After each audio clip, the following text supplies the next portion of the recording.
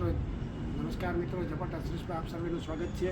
આગલા વિડીયોમાં જોયું કે એન્જિનનો આપણે ક્લિનિંગ માટેનું આપણે છે કેમિકલ બરાબર.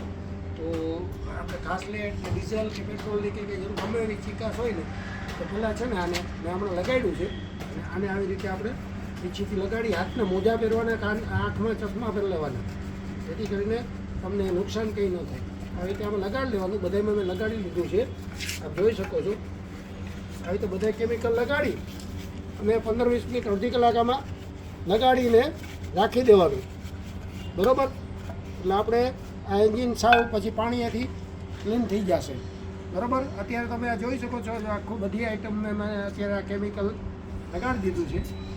અને જે લોકોને જોતું હોય તો આપણે મારા સંપર્ક નંબર છે ઝપાટા સર્વિસ મહેન્દ્રભાઈ થાનકી, પોરબંદર.